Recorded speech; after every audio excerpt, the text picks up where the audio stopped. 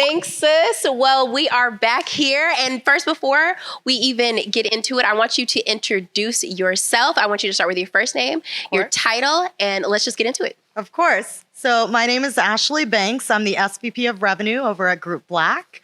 And I'm really excited to be here today. I spoke on the Health is Wealth panel, and we really had open conversations around how to really put yourself and your wellness first. It is so incredibly important to focus on the person and not just the journey of the career, but how you're feeling, being in tune with that as you're continuing to move forward. I love that. You know, it's very interesting. I think wellness is a big topic, especially when it comes to Black women in getting involved in sales, getting involved in corporate environments. We have to literally kind of switch up, everything. Talk a little bit about that and how we can keep our wellness sharp.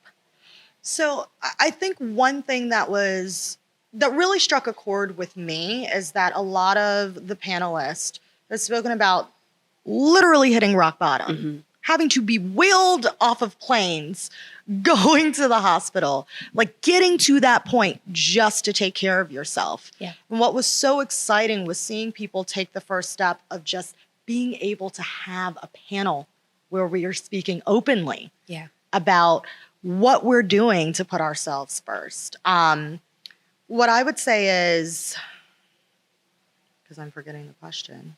It's okay. You can take as long as time. What I would say is what is the most important is being able to build a network in which you can have transparent conversations, where you can have sounding boards, where you can feel like you can unapologetically be yourself without any shame. Because quite often when you're raising your hand, when you need help or you need advice, you feel either guilt or shame. Let's do away with that. Let's do away with those narratives. I think that if anything, it's empowering to lean into your system, your network. And so one of the things that I've learned in just some of the conversations that I've had was people were very surprised that leaders would be open about this. So I think one of the things that I took and one of the things that I will continue to incorporate is being transparent and honest about my journey. And hopefully it'll inspire others to be able to talk to their friends and their networks about what they're going through. So build that network of people that you trust, that you can have these conversations with. Absolutely. And when we talk about building that network, what does that look like? Because, and I'm going to give you a little backstory too. I know a young woman right now, a Black woman at my company, and she just moved to Atlanta. She's very isolated from her family right now, right? And she doesn't feel that she can reach out to a lot of people in the company. You know, she reached out to me, and I'm grateful. But what would you say to her? How would she build that network? So I think, let me take a step back and actually talk about my network first. I built my network with family members. I built my network with colleagues who I was able to build that trust with. I built my network through friends of friends. There's always, when you're talking to your friend, hey, I know someone else who's going through this. Can I connect you? And then all of a sudden I woke up and I had, especially when I was going through my IVF journey, a group of like 15 of us. We had our chain and we had talks every Friday. And when I was going through, the egg retrievals, I would get texts and calls in the mornings. When I was doing monitoring, just saying, you got this, keep going. So what I would say to your friend is, if you're not finding it right now at your company, you can source outside of that. And then as you build trust with some of your colleagues, as you learn who is really, we were talking about your vibrational plane, but really who's on your vibrational plane, then you bring them in. But it doesn't have to be built today. You grow today. You seek today. It's not all going to be one and done. Right. Right. And it's very important too, just to build that community, to build that network. I would actually say that it's like a lifeline. Oh, 1,000%. I do not know what I would do without my people. Yeah. Seriously. Absolutely. There is, especially in health journeys, especially in wellness journeys, there aren't always happy endings or great stories. You need to have people that are in your life that can see you at your highest and happiest point, but help embrace you when you're not. And so I would just say, choose wisely. And what Simone said on the panel is absolutely correct. Don't be afraid to audit. Life changes. You go through different aspects of your journey. Make sure you have the right people to be able to support you there. And don't forget to check in on your support system as well. It's reciprocal. It's a two-way street. Yeah. I want to get back to checking in a minute. But one question that just popped into my head was, what is the synergy between sales and wellness? Because I think a lot of people want to know that too. They're like, hey, what, this is, this is sister in sales. So for me, as a leader, I have always leaned into the fact that if you have people on your team that are healthy and fulfilled, you are going to have the most productivity. You're going to have incredible results, because sales comes from the people who are generating it. And if they are not healthy, if they are not having check-ins, if they feel overwhelmed and that they don't have resources, guess what? Yeah. It's going to reflect in the numbers. And that's why it was so important for us to talk about making sure that you're putting yourself first, making sure that you're taking that break to reset, reinvigorate, re-energize yourself, because you are not going to be of any help to anyone if you're pouring from an empty cup. Yeah. And you won't be able to provide for whomever you're providing for, whether it's yourself, your family, your friends. You won't be able to if you're not at your best. And so really focusing on the person who is the seller is always going to help you to have the best sales team on the planet, which I do. That's right. I know that's right. You better rep your team. Well, I love that. I think that taking the time to rest and reset is very important. And it just gives you a mental clarity like none other. So I do appreciate you, just mentioning that.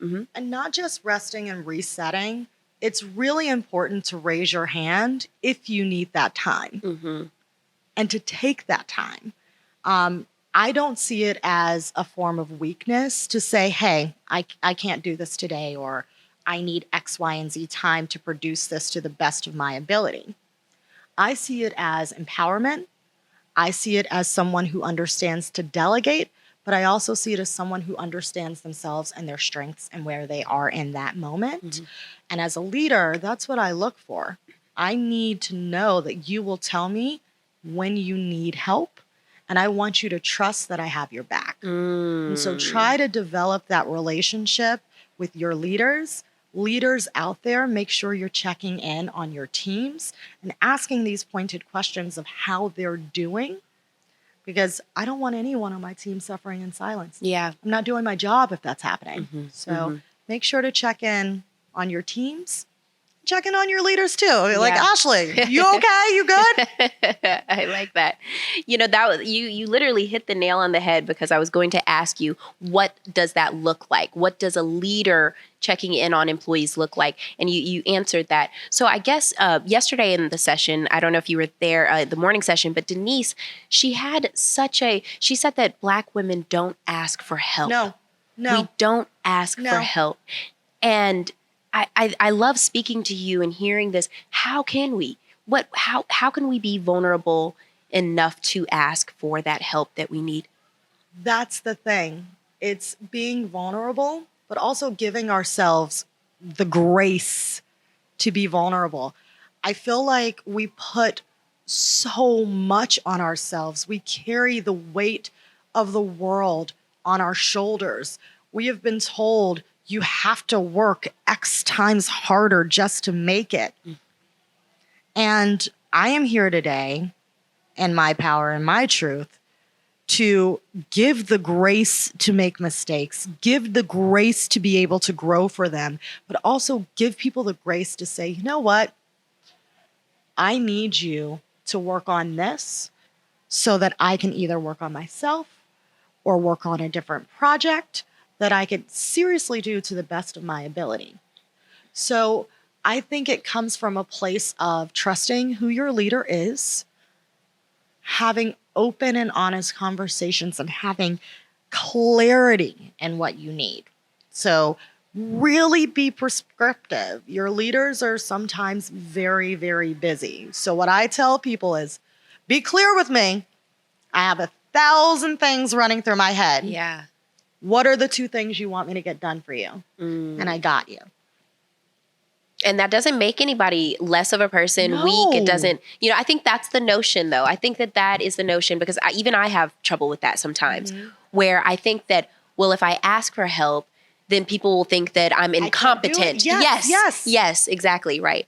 And I think, so for me, I think asking for help is not that it's not that you're incompetent. I think it's you're someone who is curious and willing to learn. Mm-hmm.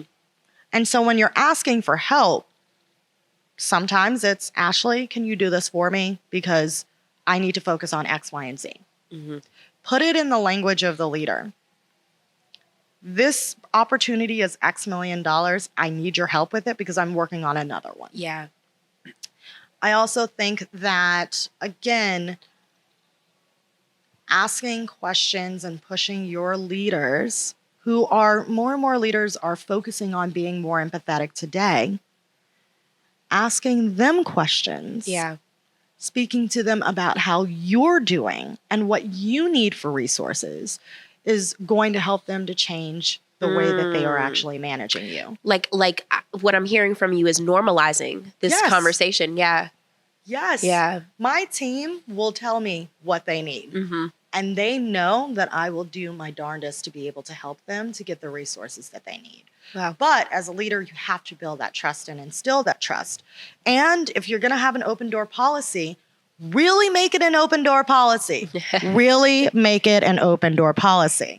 So that's what I would say is, you're not going to be able to have these conversations if you don't open up and make yourself a bit vulnerable to. Right. But it's also on leadership to not make you feel like you're incompetent for asking. Yeah. I feel, again, it's curiosity. It's wanting to learn. Yeah, I agree. I love that. I love that, Ashley. How can we support? Well, first I should say, how can we get better at CIS? How can we make it even? I mean, this is a 6-year organization, but I think that Chantel is just getting bigger and bigger and bigger, and it's becoming such a entity. I guess that's the word that is coming to my head right now. How can we get better? So it's funny that you mentioned this. When I was thinking about scaling companies, I quite often feel like people feel like they need to do everything all at once. Mm-hmm. And it goes back to giving yourself grace and also just staying in tune with yourself and revisiting your intentions. So what can you do best? Continue to do what you're doing. Give yourself the grace to either make mistakes and pivot, mm-hmm. or to rest and reflect. Continue to ask and have open conversations about what sellers are facing today, mm-hmm. so that you can be able to source out those tools specifically for them. I think it's one of Chantel's superpowers is that she truly listens. She saw the trend that not enough of us were focusing on our health and on our wellness. She's like, you know what? I'm going to create resources for that. Yeah. So you're doing all the things. That's wonderful. I think it's just part of your growth and evolution and scaling. That's wonderful. What are you working on and how can we support you? Gosh, what am I not working on? So in 2024, we're going to launch a platform that's called She's Good For Real. Okay. And it's all about health and wellness through the lens of women of color. Wow. We've quite often been left behind in the healthcare system. There's not a lot of entities that are speaking directly to us in terms of publications. And so we want to build a resource that can be able to help guide you. And then I'm working on this. I'm working on connecting with us more. I want to be a lot more visible to other sellers in the field so that they can have open conversations and also have me in their network. I am happy to be a sounding board for you. Find me on LinkedIn. I've given out my personal information. Yeah, I was going to ask you to entire plug. time. So, well, how can we find you? You can find me on LinkedIn, Ashley Banks at Group Black. And honestly, you can find me anywhere in the city. I'm really on a lot of planes all the time. But if you find me on LinkedIn, in full seriousness, I will hopefully, and give me grace and time, be able to answer everyone. We love that. Thank you so much for supporting us. We appreciate you so much, Ashley. Thank you.